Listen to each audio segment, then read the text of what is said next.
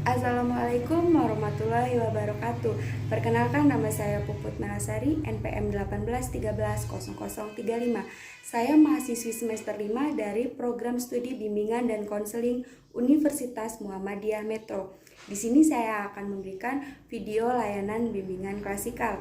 Bidangnya yaitu belajar. Selamat menyaksikan.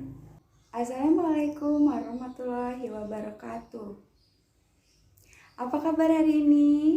Alhamdulillah sehat semua ya.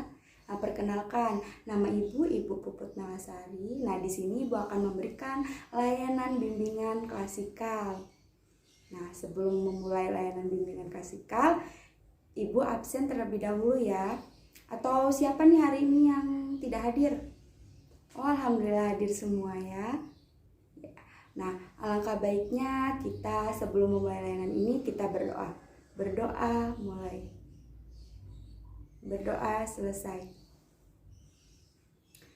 Baik, kita di sini akan melakukan bimbingan klasikal. Nah, ada yang udah tahu belum sih bimbingan itu apa? Ya, bimbingan adalah suatu proses layanan yang diberikan kepada peserta didik agar peserta didik dapat melakukan kegiatan sehari-harinya itu secara mandiri, dan agar si peserta didik itu dapat mengembangkan dirinya itu secara optimal dan membantu yang mempunyai masalah-masalah itu supaya dapat teratasi seperti itu. Nah, topik dalam bimbingan ini ada dua. Yang pertama itu topik tugas dan yang kedua itu topik bebas. Nah, kali ini Ibu akan memberikan yang topik tugas. Jadi ini nanti materinya dari Ibu dan kalian Ibu harapkan dapat dapat mengikuti layanan ini dari awal sampai akhir dan dapat mengerti apa yang Ibu sampaikan ini dapat dipahami, dimengerti dan diterapkan di kehidupan sehari-hari. Iya, nah Ibu itu memberikan layanan ini tujuannya itu supaya kalian itu mengerti apa sih pentingnya belajar, bagaimana sih cara mengatasi belajar dari rasa malas, dan apa saja sih manfaat dari belajar itu, seperti itu. Nah, kita sepakati dulu nih, kita akan melakukan layanan ini dalam waktu berapa menit? Ya, 20 menit ya, cukup. Ya, 20 menit. Nah, di sini udah pada siap belum mengikuti layanan? Kok masih pada lesu sih? Ya, Ibu di sini akan memberikan ice breaking terlebih dahulu ya. Jadi kata kunci di ice breaking itu di sini kalau pencet ini itu Melani, kalau ini menari, kalau ini di atas, kalau ini menara. Jadi kita mulai ya. Ya, jadi Melani menari di atas menara, di atas menara, Melani menari. Udah bisa belum? Ya, kita coba sekali lagi ya. Melani menari di atas menara, di atas menara, Melani menari. Ya, udah cukup ya. Ya, jadi udah pada siap kan menerima materi dari Ibu? Siap. Jadi Ibu mulai ya. Yang pertama itu tentang pengertian belajar. Di sini ada yang udah tahu belum pengertian belajar itu apa? Iya, jadi belajar itu adalah suatu proses perubahan baik secara ilmu pengetahuan, baik secara wawasan maupun tindakan yang ada dalam diri kita. Nah, belajar dan pendidikan ini saling berkaitan, di mana keduanya ini dapat membuat kita itu menjadi lebih baik lagi dan lebih bermanfaat di masa depan dengan ilmu-ilmu yang sudah kita peroleh sewaktu kita di sekolah, seperti itu. Nah, contoh dari hasil dari belajar itu yang pertama itu dari yang kita tadinya belum tahu menjadi tahu, yang tadinya kita tidak mengerti menjadi mengerti, yang tadinya itu kita cuman biasa-biasa aja nih, dan bisa jadi kita nanti lebih kreatif, lebih terampil. Yang kedua itu ada cara mengatasi belajar dari rasa malas nih. Banyak kan kalian ini kalau disuruh belajar pasti bakal enggak ah, nanti ah, besok ah, pasti pada males. Nah, di sini ada cara menjaga belajar dari rasa malas. Yang pertama ini tempat yang nyaman. Nah, tempat yang nyaman itu tempat yang seperti apa? Tempat yang sejuk, tempat yang wangi, tempat yang bersih. Nah, sejuk, wangi, bersih ini tuh membuat kita kan nyaman, kita berada di sini nyaman. Jadi apa yang kita pelajari, apa yang kita dapat dari belajar itu bisa diterima dengan baik kata kita, seperti itu. Nah, yang kedua itu pilih waktu yang tepat. Pilih waktu yang tepat itu contohnya seperti ini. Misalnya sekolah nih, sekolah itu pulangnya jam 2 siang. Nah, jam 2 siang itu kan ada nih yang contoh siswa setelah dia belajar nyampe rumah itu dipelajari lagi agar belum belum terpengaruh dari yang lain tuh, jadi masih ingat materi-materi, jadi dipelajari lagi, membuat lebih paham lagi. Nah, ada juga yang setelah pulang sekolah itu istirahat terlebih dahulu. Jadi setelah sholat maghrib itu tadi yang dipelajari di sekolah itu dipelajari lagi. Nah, jadi pilih waktu yang tepat. Jadi bebas kita nih, bisanya yang siang hari atau malam hari, senyamannya kita aja. Jadi pilih waktunya yang seperti apa. Nah, jadi yang ketiga ini hindari belajar dari berbaring. Nah, berbaring itu selain membuat kita susah fokus apa yang kita pelajari, dan juga berbaring itu dapat merusak mata. Jadi kan membacanya itu kan, jadi matanya itu tidak sehat, membuat mata itu cepat sakit, cepat lelah, seperti itu. Nah, yang keempat, pasang target. Nah, banyak yang males belajar, bingung belajar itu karena dia nggak tahu targetnya, nggak tahu apa sih yang bakal diperoleh, apa sih yang bakal kita dapat dari ini. Misal nih, dia udah kelas 3 nih, dia pengen kelas 3 itu dapat nilai ujiannya yang bagus. Pasang target nih, mau dapat nilai ujian bahasa Indonesia 80.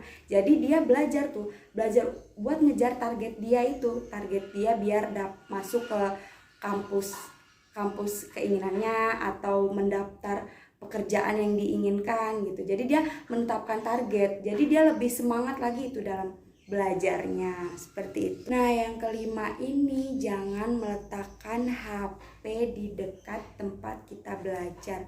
Selain merusak konsentrasi, merusak fokus kita belajar, nah kayak misalnya naruh HP di dekat kita belajar itu kan buat kita tuh nanti kalau misalnya ada notif masuk, pengen cepet-cepet buka, pengen cepet-cepet dilihat apa sih yang masuk itu tadi di HP. Jadi kalau udah kasihkan buka, lupa deh dengan apa yang dipelajari. Jadi yang dipelajari tadi sama sekali nggak ada yang masuk di otak. Jadi kayak istilahnya tuh buang-buang waktu gitu, karena apa yang kita pelajari itu nggak masuk sama sekali di otak. Jadi kalau misalnya lagi belajar, dia belajar, HP-nya disimpan terlebih dahulu. Jadi apa yang kita pelajari itu bisa diterima dengan baik. Nah, yang selanjutnya ini ada manfaat belajar. Nah, manfaat belajar ini ada dua. Yang pertama, manfaat belajar secara langsung. Yang kedua, manfaat belajar secara tidak langsung. Nah, yang pertama dulu, manfaat belajar secara langsung. Yang pertama, dapat membuat kita itu wawasannya bertambah. Kedua, membuat kita itu menjadi terdidik, baik dalam perkataan maupun tindakan. Terdidik itu contohnya kayak, ini yang seharusnya saya katakan, ini yang jangan. Bisa memilah-milah. Kalau semisal saya berkata ini ke orang, nyakitin nggak ya, membuat dia tersinggung nggak ya, seperti itu. Jadi bisa membedakan, ini yang seharusnya dikatakan, ini yang jangan. Baik, begitupun tindakan. Nah, tindakan juga kita bisa memilah-milah. Ini yang seharusnya saya lakukan, ini yang seharusnya jangan.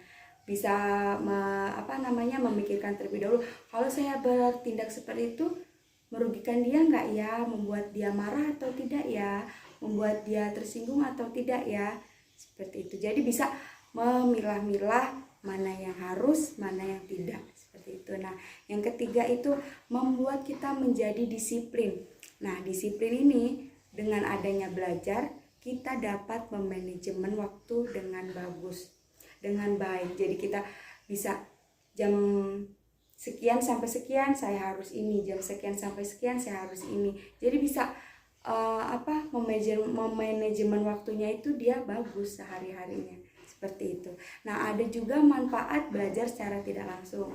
Nah, manfaat belajar secara tidak langsung itu, orang yang sukses itu orang yang selalu belajar dari pengalaman yang sudah mereka lalui.